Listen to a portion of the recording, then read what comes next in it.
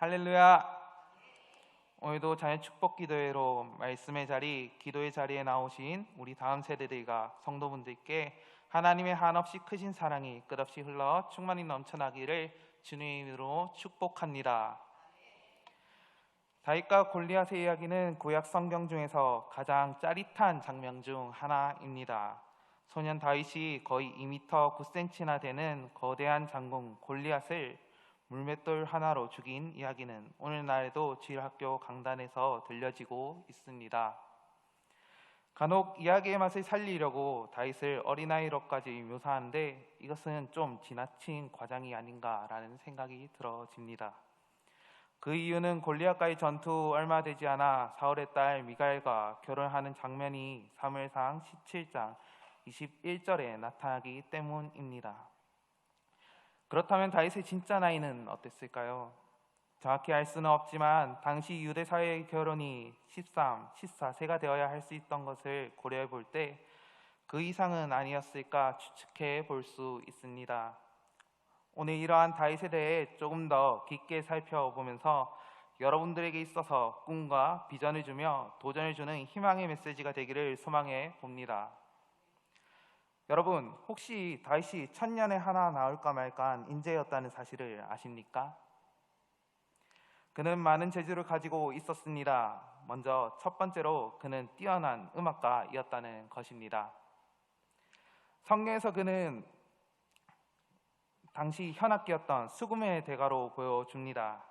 지금으로 치면 바이올린이나 기타로 이야기할 수 있는데 사무엘상 16장 23절에 보면 다윗이 수금을 들고 와서 손으로 탄즉 사울이 상쾌하여 났고 악령이 그에게서 떠나더라라고 말씀하고 있습니다. 그러니까 수금 연주에 악령이 떠나갈 정도로 연주를 잘했다는 것입니다. 인류 역사상 바이올린을 가장 잘 연주한 사람은 1782년에 태어난 파가니니라고 하는데 그가 연주하면 귀신도 나와서 춤을 췄다고 합니다. 그런데 다윗은 수금을 연주하면 악령이 떠나갈 정도였으니 대단한 음악가였다는 것입니다. 또한 다윗은 뛰어난 시인이었습니다. 구약 시편에 나오는 많은 시가 그의 작품입니다. 오늘날 온 세계 문학계에서도 인정하는 걸작입니다. 아마도 오늘날이었다면 노벨 문학상쯤은 어렵지 않게 받았을 것이고 세계적인 베스트셀러 작가였을 것입니다. 그런데 그는 여기서 그치지 않습니다. 그의 무예가 어떤 경지에 달았는지 그의 고백을 보면 알 수 있습니다. 사무엘상 17장 34절에서 35절에 양떼를 칠 때 사자나 곰이 와서 양떼 새끼를 물어가면 내가 따라가서 그것을 치고 그 입에서 새끼를 건져내었고 그것이 일어나 나를 해하고자 하면 내가 그 수염을 잡고 그것을 쳐 죽였나이다.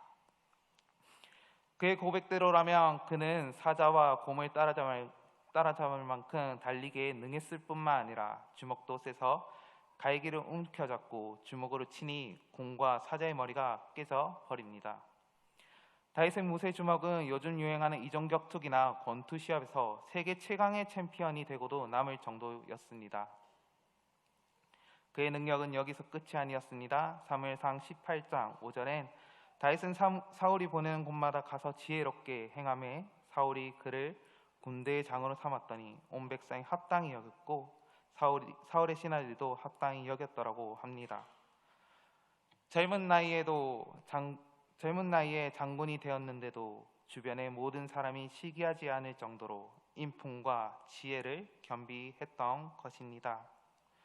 그는 능력이 있었고 감수성이 뛰어났으며 용기도 있었고 인성도 좋았고 관계성도 좋았습니다. 이 정도만 해도 참한 사람이다 하다 싶었겠지만 그의 능력은 여기서 끝나지 않았습니다. 우리가 무심히 성경을 읽었다면 그저 스쳐 지나가는 내용이지만 다윗이 엄청난 꽃미남이었다는 사실이 사무엘상 17장 42절에 나와 있습니다. 이는 그가 젊고 용모가 아름다움이다. 특이한 것은 여기서 아름다움이라는 말은 아가서에서 어여쁜 자로 표현된 히브리어 약페와 같은 단어를 사용했다는 것입니다. 야페는 최고의 미인에게 붙이는 표현입니다. 이러한 표현을 현실적으로 상상하여 생각해 보면 사울이 죽인 자는 천천히요 다윗이 죽인 자는 만만이라는 말에 여인들이 팬심에 밖으로 나와 꽃미남 다윗을 보며 열광을 한 것은 아닐까 생각해 볼 수 있습니다. 이렇듯 다윗은 음악, 장문, 무예, 인품, 지혜, 외모 등 다양한 방면에서 모든 것이 뛰어났습니다.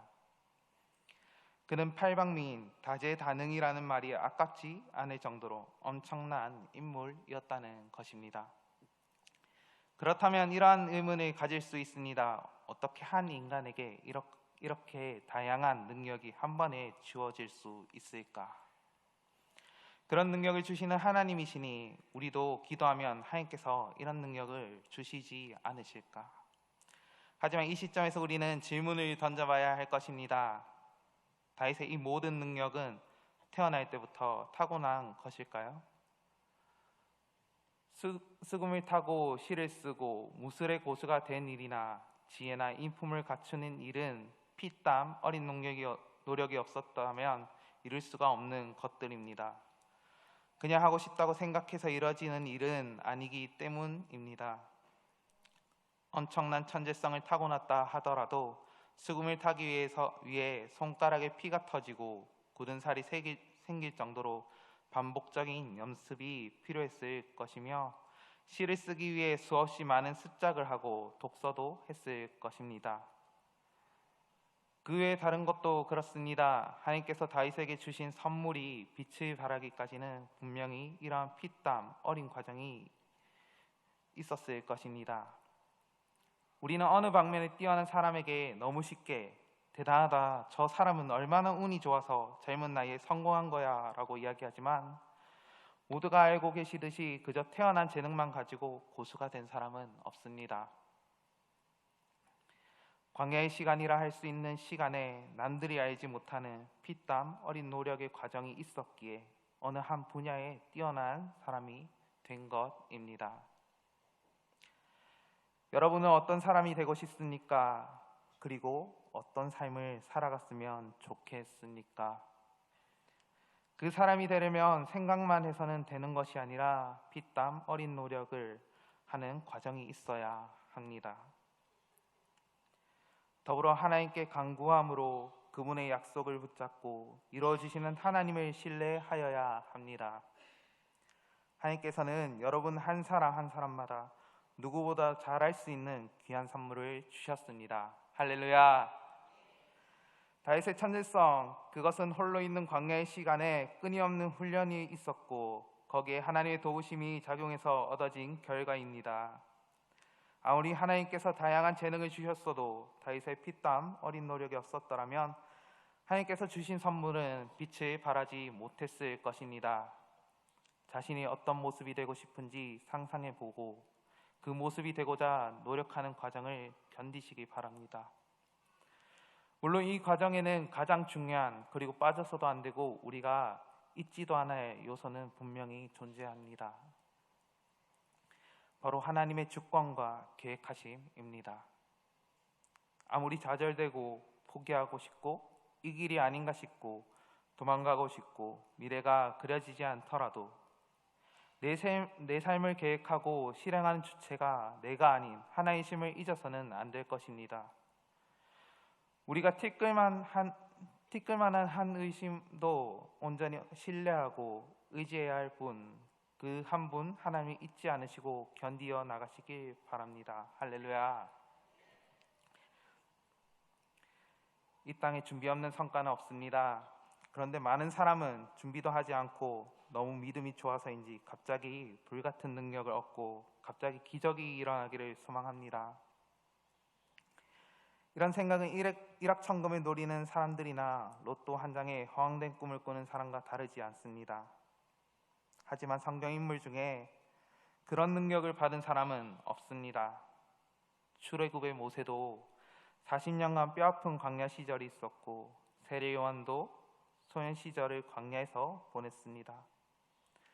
하물며 예수님도 30살까지 메시아의 삶을 준비하셨고 광야에서 시험을 받으셨습니다. 남들이 나를 알아주지 않는다고 불평하기 전에 나는 얼마나 준비하고 있고 준비되었는지를 살펴보고 돌아보시길 바랍니다. 그렇게 준비하는 사람만이 하나님께서 주시는 기회를 잡을 수 있고 하나님이 주신 선물을 꽃피울 수 있는 것입니다. 하나님은 지금도 하나님의 마음에 합한 사람을 찾고 계십니다. 오늘 이곳 우리 부산 명성교회 모든 다음 세대들과 성도분들이 그 하나님의 마음에 맞는 분들이 되시길 소망하며 축복합니다.